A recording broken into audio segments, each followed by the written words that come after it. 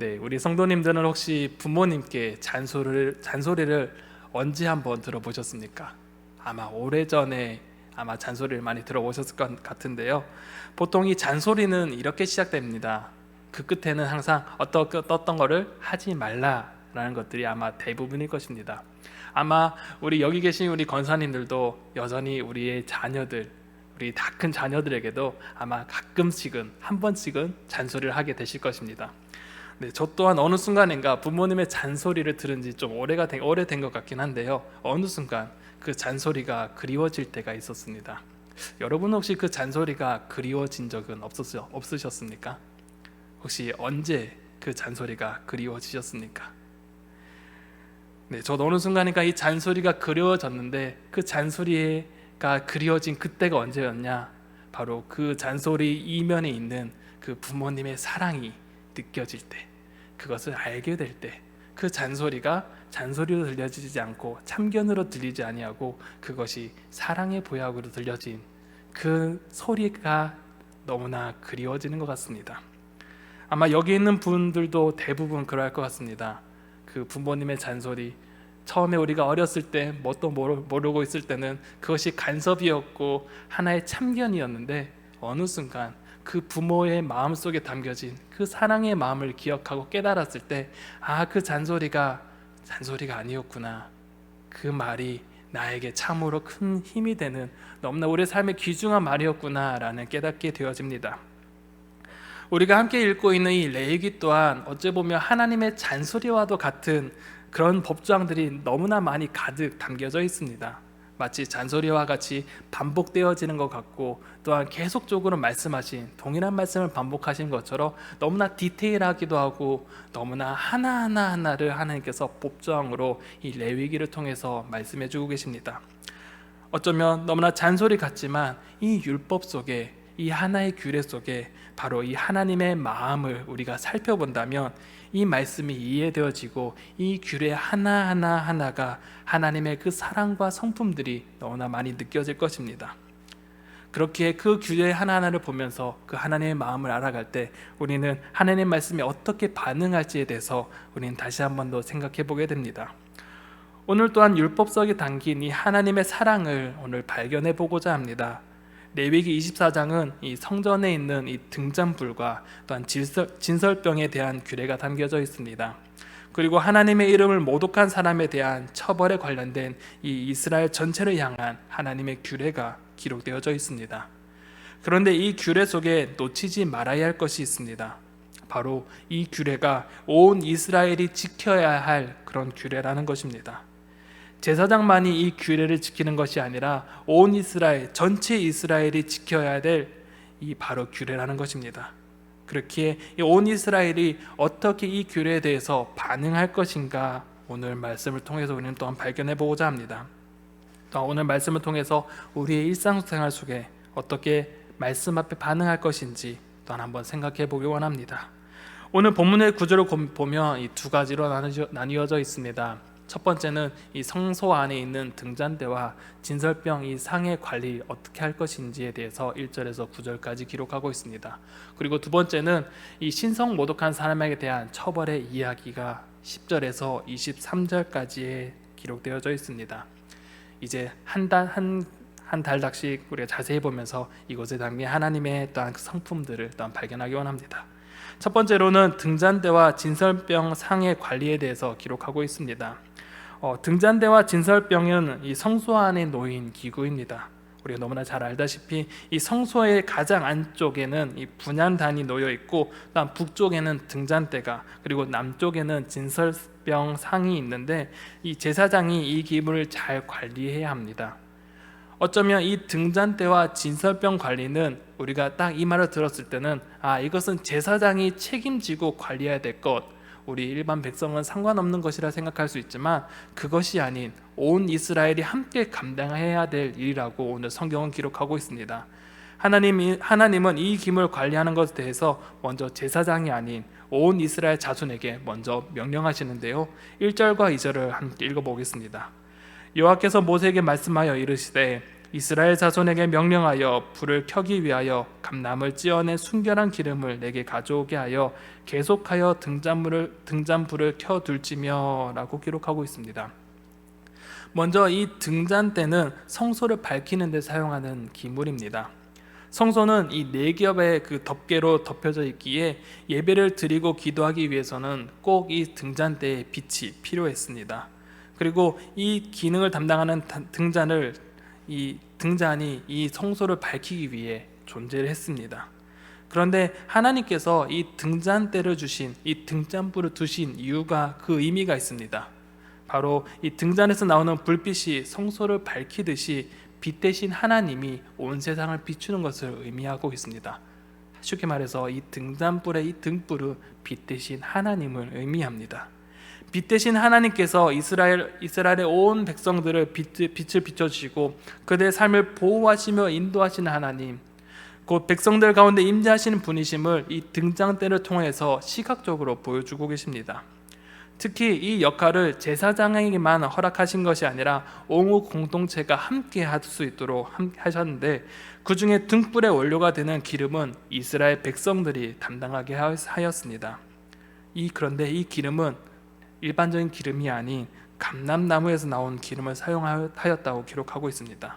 그리고 이것을 만들 때 감람나무 열매를 세심하게 자르고 그것을 정성스럽게 빻으라고 기록하고 있습니다. 그리고 다른 불순물이 첨가되지 않도록 처음 짜서 나온 기름만을 하나님께 드리라고 기록하고 있습니다.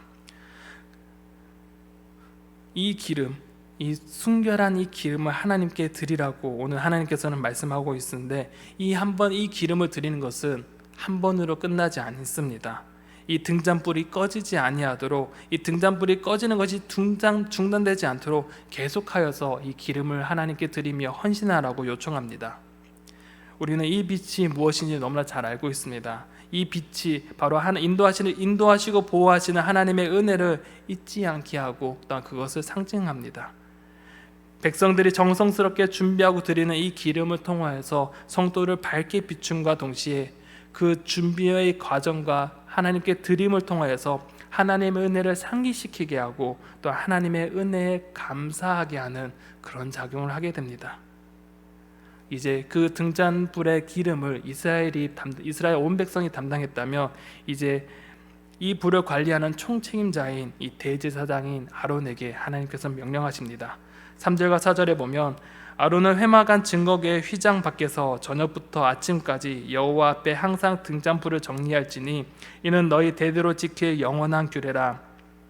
그는 여호와 앞에서 순결한 등잔대 위에 등잔들을 항상 정리할지니라 라고 말씀합니다. 아론과 제사장들이 해야 할 일은 바로 이 등잔을 정리하고 관리하는 일입니다. 특히 제사장은 이 등불을 저녁부터 아침까지 꺼지지 않도록 관리해야 합니다. 저녁에 등불을 켜고 또한 아침에 이 등불을 끕니다. 그리고 등잔을 청소하고 또한 기름을 보충하고 또한 심지를 정리함으로써 다시 저녁이 될 때 그 등불을 켤 준비를 합니다. 그리고 이것은 매일매일 반복되어지는 일이 됩니다. 중요한 것은 이러한 반복적으로 일하는 것이 하나님께서는 끊어지지 않고 항상 이루어질 것이라고 우리 가운데 기록하고 있습니다. 등잔대의 등잔빛 대신 그 하나님께서 이스라엘 백성들을 비추시고 백성들의 삶을 보호하시고 인도하시는 것을 우리는 의미한다고 알고 있습니다. 그런데 이것이 드러나고 깨달을 수 있는 것은 그 등잔대의 불빛이 켜져야지만 그 의미가 진정으로 드러나는 것입니다. 이를 위해서 등잔불의 등이 켜지기 위해서는 이스라엘 백성들의 끊임없는 헌신이 필요하고 또한 제사장들의 끊임없는 정리와 관리가 필요합니다. 즉 온 이스라엘의 헌신을 통해서 이미 백성 가운데 함께하고 보호하시는 그 하나님이 이 땅에 드러나게 되고 또한 이를 보고 하나님의 존재와 그 하나님의 은혜를 깨닫게 하는 작용을 합니다.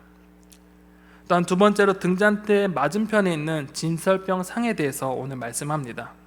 우리는 보통 진설병이라고 부르면 이 제사를 위해 진설한 이 펼쳐진 이 떡이라고 생각을 하기 쉽습니다. 실제로 이 떡이란 것은 영어로 보면 Bread of the Presence라고 적혀 있고 한글말로 하면 얼굴의 떡이라고 불립니다. 실제적으로 우리가 아는 진설병이랑 원래 의미는 참으로 다릅니다. 얼굴의 떡이라고 불리는 이 진설병은 하나님의 얼굴을 의식하고 살아간다는 그런 사실을 일깨워주는 상징물이기도 합니다. 이는 그들의 삶에 하나님께서 항상 함께 하시고 하나님을 인식하며 살아갈 것을 잊지 않게 하셨습니다. 더 나아가 진설병을 공급하시는 하나님에 대한 감사 또한 담겨 있습니다. 마치 하나님께서 출애굽 백성에게 만나와 메추라기를 공급하셨듯이 하나님께서 백성에게 먹을 것을 공급하심에 감사하며 이 음식을 통해 하나님과 친밀한 교제를 나누는 것을 또한 의미합니다. 그런데 이러한 진설병의 의미가 가능했던 것은 바로 이스라엘이 하나님과 언약을 맺었기 때문에 이 진설병의 의미가 가능했습니다. 언약으로 인하여서 하나님은 그들의 삶 가운데, 이스라엘 백성 가운데 함께 하시고 또한 그들의 삶을 인도하시고 그들의 삶에 필요한 것을 채워주시고 그들의 인생을 책임져 주셨습니다. 또한 이스라엘은 언약을 통하여서 하나님의 백성이 되었고 하나님께 헌신하기로 그들은 결단했습니다. 이렇듯 진설병은 하나님의 얼굴이자 하나님의 임재, 그리고 공급하시는 하나님, 더 나아가 이러한 하나님이 이스라엘의 하나님이 되신 그 언약을 기념하는 기념물의 의미를 가지고 있습니다. 하나님은 이러한 의미를 가진 진설병을 만들고 펼쳐두라고 오늘 기록하고 있습니다. 5절에서 7절에 보면 이렇게 기록합니다. 너는 고운 가루를 가져다가 떡 12개를 굽되 각 덩이를 10분의 2 에바로 하여 여호와 순결한 상 위에 두 줄로 한 줄에 6씩 진설하고 너는 또 정결한 유황을 그 각 줄 위에 두어 기념물로 여호와께 화제를 삼을 것이며 라고 기록합니다. 하나님께서는 고운 가루를 가져다가 이 12지파를 상징하는 12개의 떡을 굽게 했습니다. 그런데 이 한 개의 떡의 크기가 10분의 2 에바라고 말씀하십니다. 여기서 에바라는 것은 이 부피의 단위인데 보통 이 곡물을 재는 부피의 단위를 말합니다. 그래서 1에바가 보통 23리터 정도이기에 이 10분의 2 에바라는 것은 약 4.5리터 정도에 되는 그 부피를 말하는 것입니다. 떡 한 덩이를 만드는데 이 사용한 고운 가루가 바로 이 4.5리터 정도의 양으로 만들라고 성경은 기록하고 있습니다. 그렇게 4.5리터의 그 고운 가루로 떡을 만들었으니 그 떡의 한 개의 무게는 상당한 부피와 무게를 가질 것입니다. 이러한 떡 12개, 커다랗고 부피가 큰 이 떡 12개를 하나님께서는 그들 가운데 항상 12개를 구워라 하셨고 또한 이것을 한 줄에 6개씩 이렇게 쌓으라고 진열하라고 말씀하셨습니다. 그리고 유향을 이 떡과 함께 상에 올려서 향을 피워 화제로 하나님께 올려드리라고 기록하고 있습니다. 그런데 이것을 무엇이라 말하느냐? 기념물이라고 말씀하고 있습니다. 기념물이라는 것은 바로 어떤 것을 기억하게 하는 것인데 그것이 바로 오늘 서두에는 말했고 8절 하반절에 이렇게 기록합니다. 이는 이스라엘 자손을 위한 것이요 영원한 언약이니라 라고 말씀하십니다. 진설병과 그 위에 화제로 태워진 이 유황은 바로 하나님과 이스라엘이 맺은 이 언약을 기념하는 것입니다. 시내산에서 하나님과 이스라엘 백성 간에 맺은 그 언약과 이 언약을 성실히 이행할 것을 기억하는 하나의 상징물인 기념물인 것입니다. 이는 등불을 밝힌 것과 같이 이 진설병 속에서도 이스라엘의 헌신이 담겨져 있습니다.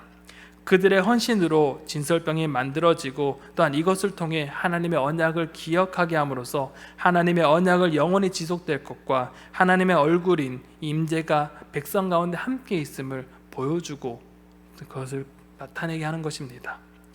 그리고 이어서 진설병의 이 진설 시기와 먹는 방법을 다음과 같이 말씀합니다. 8절과 9절에 보면 안식일마다 이 떡을 여호와 앞에 항상 진설할지니 이는 이스라엘 자손을 위한 것이요 영원한 언약이니라. 이 떡은 아론과 그의 자손에게 돌리고 그들은 그것을 거룩한 곳에서 먹을지니 이는 여호와의 화제 중 그에게 돌리는 것으로서 지극히 거룩함이니라. 이는 영원한 규례니라 라고 말씀합니다. 진설병은 시간이 지나면 상하기에 안식일마다 새롭게 진설되었습니다. 그리고 물려진 그 떡은 제사장에게 주어졌고 이 제사장은 이것을 거룩한 곳인 이 성막 안뜰에서 먹게 하셨습니다. 제사장에 주어진 이 진설병은 거룩한 곳에서 먹어야 하는 것은 바로 이 진설병은 하나님께 올려진 거룩한 예물이 있기 때문입니다. 또한 동시에 이 거룩한 예물이 제사장에게 남겨진 것이기에 이것 또한 거룩한 것입니다. 그렇기에 이 제사장들은 이 거룩한 예물이 더럽혀지지 않도록 거룩한 장소, 구별된 장소에서 그 예물이 더럽혀지지 않도록 하나님의 거룩함이 훼손되지 않도록 그걸 조심하여서 거룩하게 그것을 먹게 하셨습니다. 이렇게 하나님은 등잔대와 진설병에 대한 규례를 통하여서 백성들에게 말씀하셨습니다. 여기서 우리는 이 두 가지를 통해서 한 가지 눈여겨보아야 될 것은 이 진설병과 등불의 각각의 의미가 하나로 모아지는 것이 있습니다. 그것은 바로 하나님의 임재입니다. 등불이 비치면서 이 땅에 빛을 비춰주시고 함께 하시는, 그리고 그들의 백성들을 보호하시는 하나님, 또한 진설병을 통하여서 백성 가운데 함께 하시며 그들의 필요를 공급하시는 그 하나님을 우리는 발견하게 됩니다. 또한 이러한 하나님의 임재의 상징물이 백성의 헌신들이 담겨져 있는 것을 또한 볼 수 있습니다. 백성의 헌신을 통해서 그 헌신의 과정과 결과 속에 하나님의 임재를 경험하게 하고 또한 그것을 잊지 않으며 하나님의 은혜에 감사하는 마음을 가지게 합니다. 혹여나 우리의 삶의 자리에서 하나님의 은혜가 머리로는 알겠으나 느껴지지 않을 때 억지로라도 하나님의 사역에 헌신하고 동참하게 된다면 우리는 그 과정 속에서 그 하나님의 은혜가 발견되어지고 또한 체험되어지기도 합니다. 분명한 것은 이미 우리 가운데 임한 하나님의 은혜에 대해 우리가 어떻게 반응해야 할 것이냐입니다. 우리는 우리 가운데 베풀어진 그 은혜가 무엇인지, 또한 그 은혜가 무엇인지 우리는 생각함으로, 감사함으로 우리는 헌신해야 합니다. 또한 우리의 그 헌신함을 통하여서 성소의 등불이 밝혀지듯이 진설병이 만들어지는지, 우리의 헌신이 잘 이렇게 작동하고 있는지 우리의 삶을 한번 되돌아보아야 됩니다. 두 번째로는 신성모독한 사람에 대한 처벌 이야기가 또한 계속적으로 이어집니다. 이전에 1절에서 9절까지는 등잔불과 진설병의 규례에 대해 말씀한 후에 이 마지막에 제사장이 거룩한 예물을 거룩한 곳에서 먹음으로써 하나님의 거룩함이 훼손되지 않도록 하나님께서는 분명하게 말씀해 주셨습니다. 그런데 그 다음 지금부터 시작될 이야기는 성소가 아닌 이 성막 바깥에서 하나님의 거룩한 이름이 더럽혀진 일이 발생하는 사건을 우리에게 이야기하고 있습니다. 10절과 11절에 보면 이스라엘 자손 중에 그의 어머니가 이스라엘의 여인이요 그의 아버지는 애굽 사람인 어떤 사람이 나가서 한 이스라엘 사람과 진영 중에서 싸우다가 그 이스라엘 여인의 아들이 여호와의 이름을 모독하며 저주함으로 무리가 끌고 모세에게로 가니라. 그의 어머니의 이름은 슬로미시요 단지파 디브리의 딸이었더라 라고 기록합니다. 한 사람이 있었습니다. 그의 아버지는 애굽 사람이었고 또한 그의 어머니는 이스라엘의 여인 또한 단지파이자 디브리의 딸 슬로미시라는 사람이었습니다.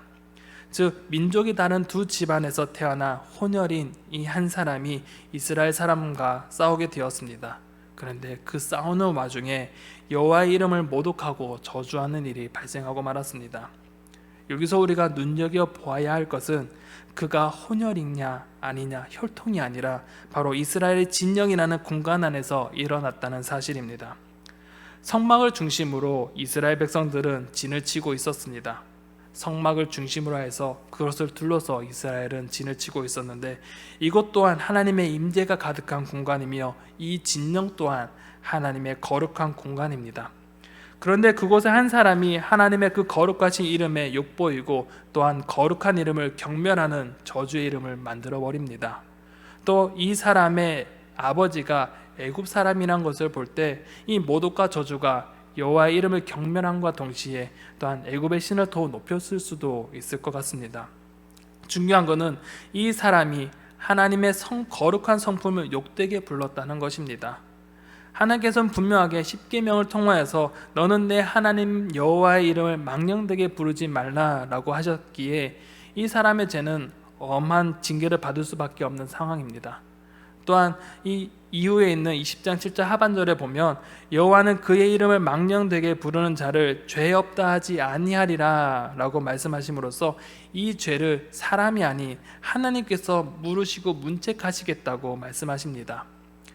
그래서 한 사람이 여호와 이름 망령되게 부르자 12절에서 보면 사람들이 그를 붙잡았습니다. 그리고 하나님께서 그들을 어떻게 말씀하실지 기다렸습니다. 그리고 13절에서 하나님께서는 모세를 통해 이 하나님의 뜻을 확인시켜 주십니다. 14절에 보면 그 저주한 사람을 진영 밖으로 끌어내어 그들을 들은 모든 사람이 그들의 손을 그의 머리에 얹게 하고 온 회중이 돌로 그를 칠지니라 라고 말씀하십니다. 하나님께서는 모세를 향하여서 어떻게 해야 될지 알려주십니다. 먼저 이 사람, 신성모독한 이 사람을 진영 밖으로 끌어내게 하셨습니다. 진영 밖으로 끌어낸다는 것은 바로 하나님의 진영한 또 거룩한 곳이기에 이 부정한 죽음으로써 거룩함을 지키기 위한 의미가 담겨져 있습니다. 그렇게 이 사람을 진영 밖으로 먼저 끌어내야 했습니다. 그리고 저주의 말을 들은 모든 사람들이 그 사람에 안수하도록 했습니다. 그런데 우리가 보통 이렇게 안수한다라고 말을 들 때 우리는 한 가지 떠오르는 것이 있습니다. 바로 제사할 때 자신의 죄를 동물에게 전가시키는 그 안수를 우리는 보통 생각합니다. 그런데 우리가 여기서 보는 이 안수는 그런 의미가 아닙니다. 이 의미는 바로 증인, 내가 이것의 증인이라는 것을 표하기 위한 하나의 행동입니다. 이 안수의 의미 앞에 놓인 이 사람이 정말 하나님의 이름을 모욕했음을 들었고 내가 그 증인이라는 것을 표시하는 것입니다. 즉 안수하는 사람은 이 사람이 정말 하나님을 모욕하는 것을 내가 들은 증인이라는 것을 표시하는 것입니다. 또한 모든 사람이 안수함을 통하여서 이 사람이 죄인임을 증언할 때 비로소 온 회중이라고 기록된 이 이스라엘의 백성을 대표하는 사람들이 그를 돌로 치게 했습니다.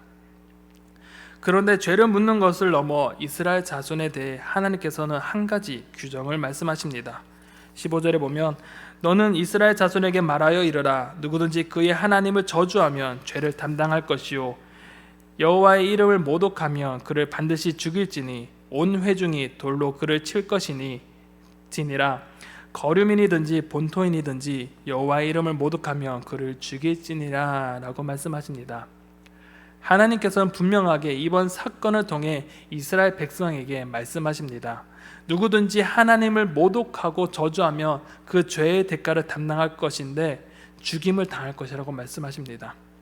특히 이 법은 본토인이라 불리는 이 이스라엘 사람이든지 또한 거류민이라고 불리는 이 혼혈 나그네 주변인 사람이든지 모두가 이 법을 동일하게 적용될 것임을 말씀하십니다. 그리고 23절에 보면 결국에는 이 하나님의 이름을 모독한 자는 하나님의 말씀대로 그대로 실행에 옮기고 죽임을 당하게 됩니다. 이러한 일련의 과정 속에서 하나님께서는 우리에게 무엇을 보여주시기를 원하실까요?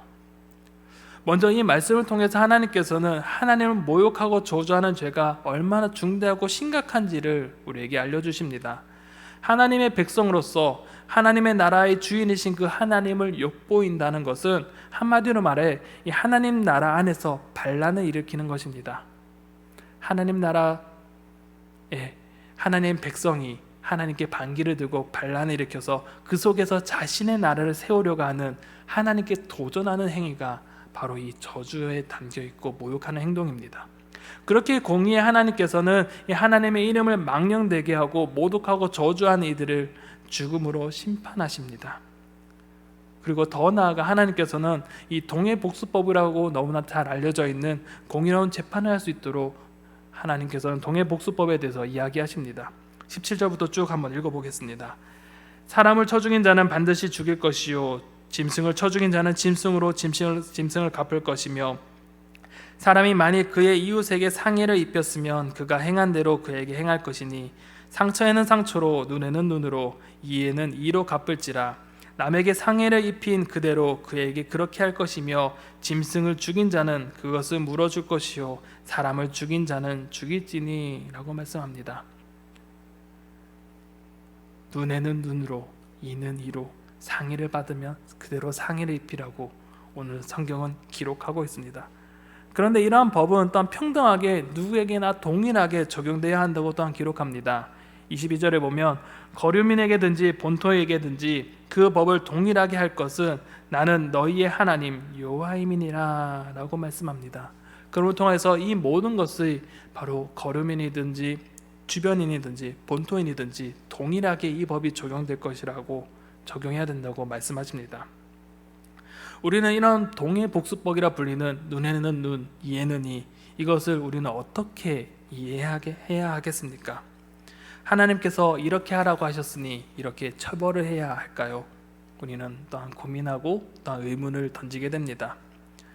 하나님께서 분명 이 법을 주신 이유가 있었습니다. 하나님께서 이러한 법을 주신 이유는 바로 처벌에 대한 명확한 규정을 통해서 터무니없이 지나친 복수를 막고 또한 차별적인 집행을 막기 위해서 하나님께서는 이 법을 허락하셨습니다. 즉 모든 사람이 법 앞에서 평등한 것을 나타내고 있습니다.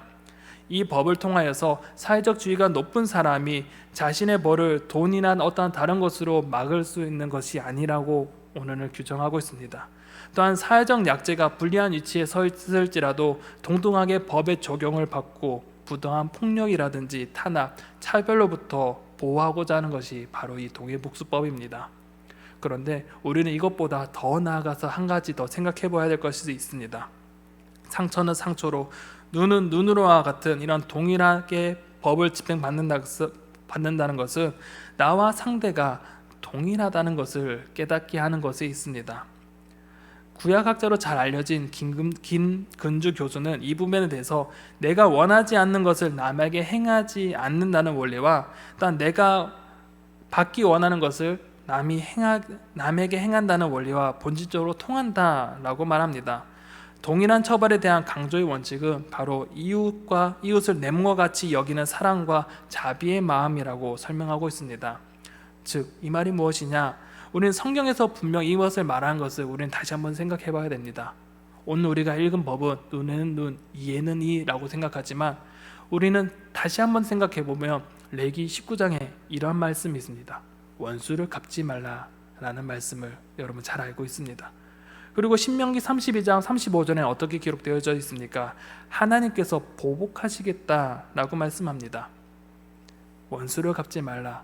하나님께서 보복하시겠다. 하나님께서 직접 보복하시겠다라고 말씀하십니다. 그런데 법은 이에는 이, 눈에는 눈이라고 기록합니다.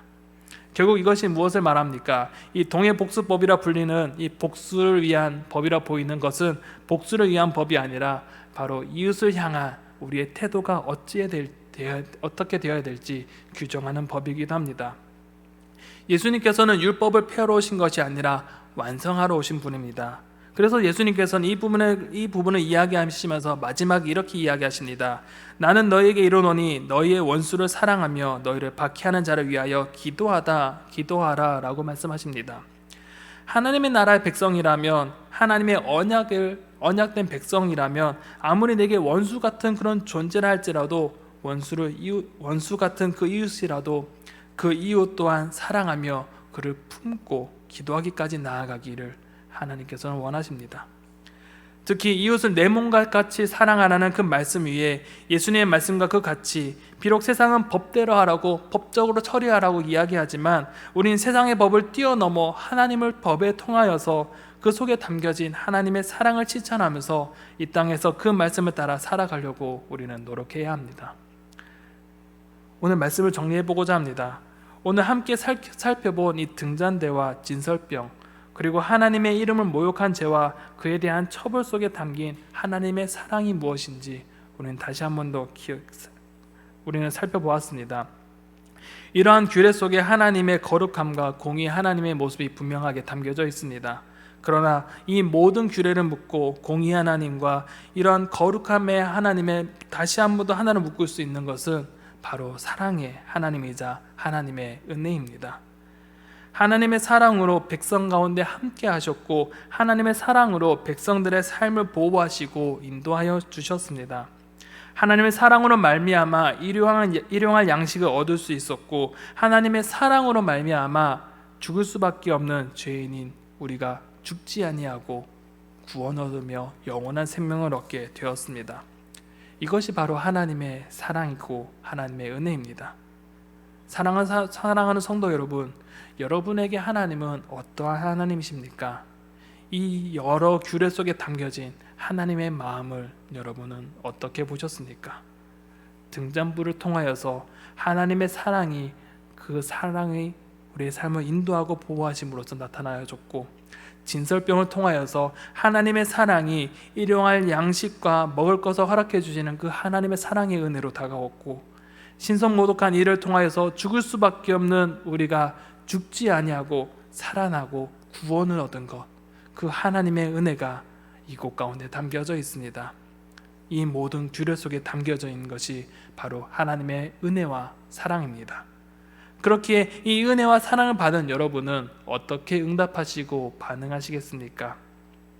오늘 말씀에 나왔던 것처럼 등잔불을 위해 헌신했던 이스라엘 백성들과 제사장들의 헌신들, 진설병을 통하여서 그들이 늘 고운 가루를 드렸고, 또한 그것을 매 안식일마다 구웠던 그 헌신들, 또한 그것 가운데 하나님께서 우리 가운데 베풀어 주신 사랑, 죽을 수밖에 없는 그 사랑, 죽을 수밖에 없는 그 사람을 살려주신 그 사랑을 한 번 더 기억해 보시기 바랍니다. 그래서 우리 삶 가운데 그 하나님의 사랑과 은혜에 합당하게 반응하는 우리 성도님들이 되시기를 간절히 소망합니다. 이 시간 우리 말씀을 기억하면서 이 시간 우리 함께 합심하여서 기도하기 원합니다. 오늘 4가지 기도 제목 가지고 함께 기도하며 또 우리가 또한 개별 기도로 또 나아가고자 합니다. 첫 번째 기도 제목은 오늘 말씀을 기억하며 함께 기도하기 원합니다. 우리의 삶에 빛을 비춰주시고 보호하시고 인도하시는 하나님, 일용할 양식을 공급해 주시는 하나님, 더 나아가 죽을 수밖에 없는 우리를 구원을 허락하시고 우리 삶 가운데 영원한 생명을 허락하신 그 하나님의 은혜와 사랑에 감사의 고백을 올려드립시다. 또한 그 은혜에 대한 반응으로 난 그 은혜에 합당한 자가 되어달라고, 그 은혜에 합당한 자로 살아가게 해달라고 시간 결단하며 기도하며 나아갑시다. 그리고 다시 한 번 더 기도하실 때는 여전히 코로나 확진자가 계속적으로 증가하는 가운데 있습니다. 그래서 이 위기가 빨리 넘어갈 수 있도록, 이 위기를 잘 해결할 수 있도록, 잘 넘어갈 수 있도록 기도해 주시기 바랍니다. 또한 이상기로 인하여서, 또한 수해로, 또한 여러 가지로 인하여서 고통받는 이들 가운데 하나님의 위로하심이 함께 해달라고, 또한 피해받는 모든 이들 가운데 하루속히 복구될 수 있도록, 또한 우리 자연재해로 인해 고통받는 이들을 위해서 함께 기도해 주시기 바랍니다. 그리고 세 번째로 기도하실 때는 여전히 계속 진행되어지고 있는 중고등부 수련회와 청년부 수련회 가운데 기도해 주시기 바랍니다. 우리 다음 세대에게 믿음을 허락하여 주시고 믿음 안에 잘 성장할 수 있도록 기도해 주십시오. 그리고 우리 다음 세대를 위해 함께 수고하는 여러 스태프들과 선생님들을 위해 그 가운데 능력과 지혜와 힘을 허락해 달라고 기도해 주시기 바랍니다. 그리고 마지막으로 기도하실 때는 우리 교회를 위해 함께 기도해 주셨으면 좋겠습니다. 95년 전 이 땅에 우리 교회를 세우신 그 사명이 무엇인지 다시금 깨닫게 하시고, 우리 교회가 늘 본질을 붙잡으며 하나님의 마음을 시원케 하는 그런 교회가 되게 해달라고, 우리 교회를 통하여서 하나님의 이름이 더 높아지고 우리 교회를 통하여서 하나님이 영광 받으시는 교회가 되게 해달라고, 이를 위해 수고하시는 우리 담임 목사님을 위해 함께 여러 수고하는 우리 부교역자들과 우리 장로님들, 여러 항존직들과 우리 성도님들을 위해 함께 기도해 주시길 바랍니다. 그리고 우리 가운데 우리 주변에 있는 우리 여러 환우들을 위해서 함께 기도해 주시고, 또 우리 다음 세대를 위해 함께 기도하며 나아가겠습니다. 이 시간 4가지의 기도 제목 가지고 함께 기도함으로 나아갑니다. 함께 기도하겠습니다.